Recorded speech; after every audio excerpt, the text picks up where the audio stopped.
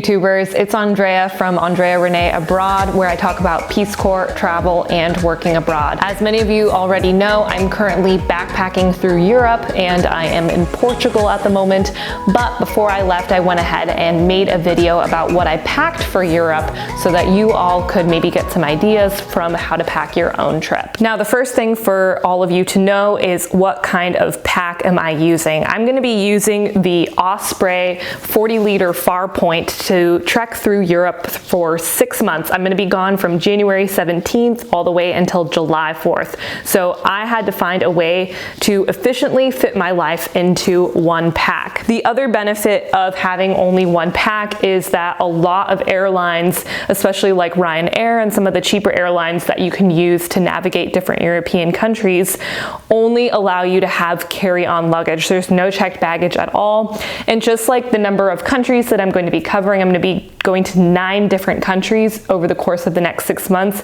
I did not want to have a ton of baggage with me. So what I actually recommend all of you to do is to go to your local outdoor supply, backpacking, mountaineering store near you. For me, it was REI.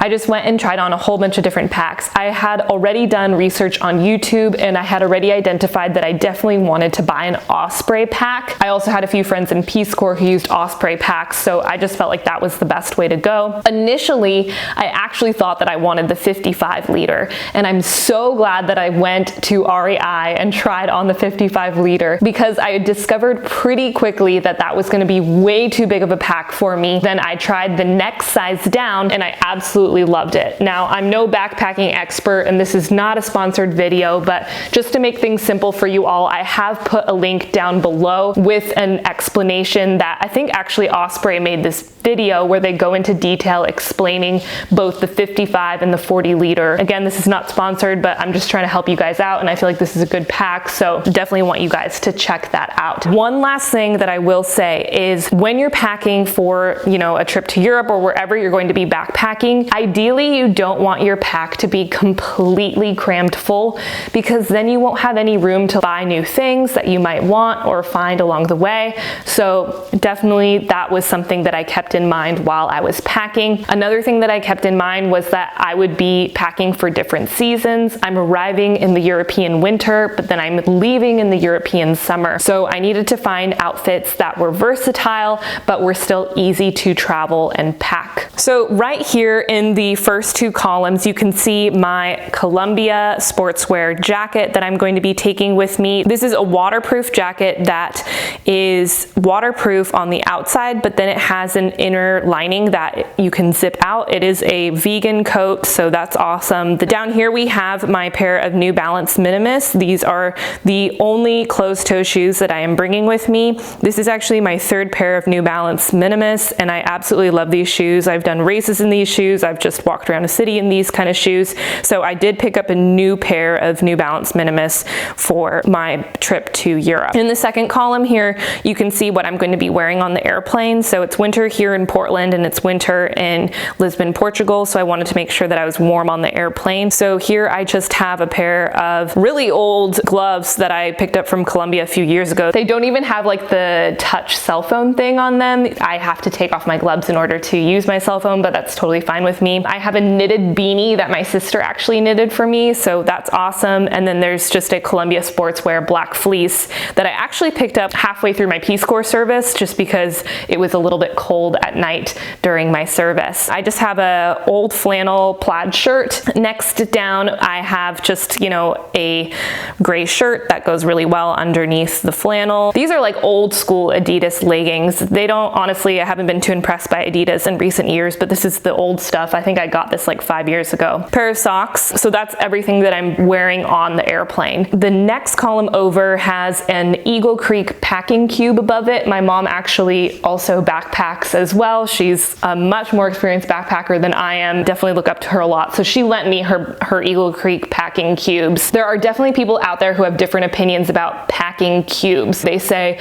no, packing cubes are bad because that is technically more ounces in your pack. Generally, those folks will also say like, oh, well, your backpack is a giant packing cube. Why do you need these small packing cubes? I totally get that. So I was very cognizant of deciding, whether or not to include packing cubes when I was in the process of packing, but I felt like it worked out for the different clothing that I'm gonna be putting in it, because I really don't have that much clothing that I'm taking with me. Here you can see that I just have a quick dry long sleeve Adidas shirt, a gray short sleeve V-neck, pair of Adidas running shorts, one pair of jeans. It's like a medium wash. Then I have my trusty Portland Trail Blazers baseball hat. I love this thing. It came with me to Peace Corps. It came with me to Australia.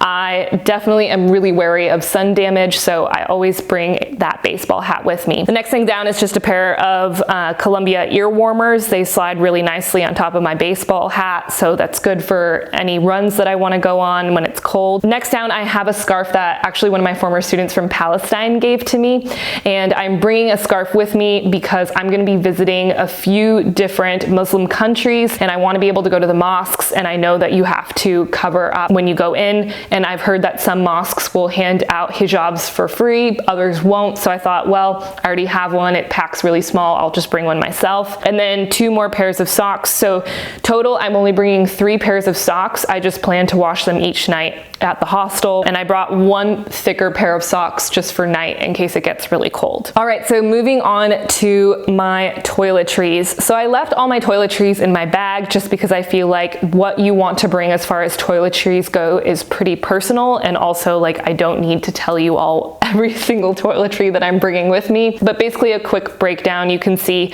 that I do have a microfiber towel that I invested in. I have my little laundry kit, so I picked up a bar of Dr. Bronner's Castile soap. I've definitely mentioned before on this channel that when I was in Peace Corps, I washed all my clothing by hand, and when you wash your clothing by hand, it's with a soap bar. In Nicaragua, when I was in Peace Corps, those soap bars were specific for laundry. They don't really sell those here in the US unless you order them online, but you know, Dr. Bronner's is good for everything. Right next to that, also inside that little plastic bag, you'll see a little tiny black pouch. It's just a laundry line that you can, you know, hang from basically wherever. Then I have my trusty Teva flops. Now these are actually brand new Teva flops, but I did have the exact same shoes when I was in Peace Corps Nicaragua, and these literally saved my life in Peace Corps because all the floors in Nicaragua were concrete. These were basically my slippers during Peace Corps. All right, so the next row over is definitely, you know, personal. Since I'm going to be creating content for YouTube and Instagram, I have to have a lot more electronic gear than the average traveler would.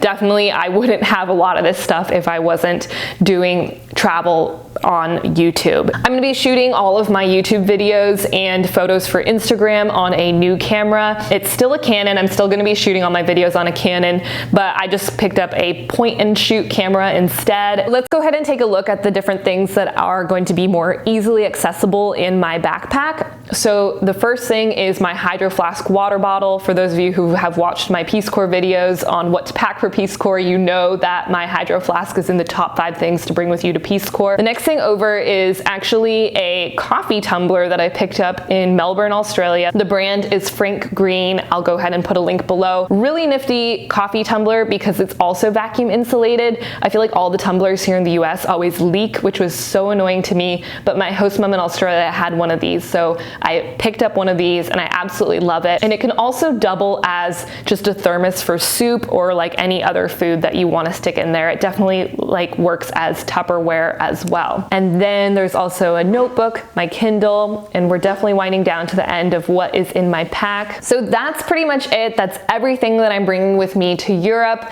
And let's go ahead and put it all in the backpack so you all can see for yourself that it actually all fits.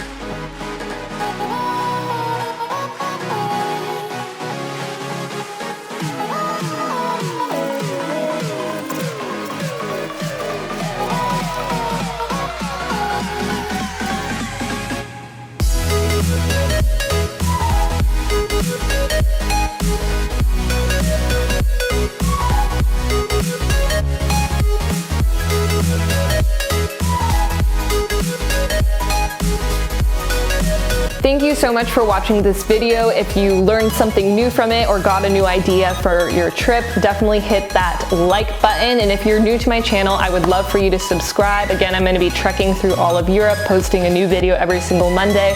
So if you're trying to plan your trip to Europe and you want to find out more, definitely think about subscribing.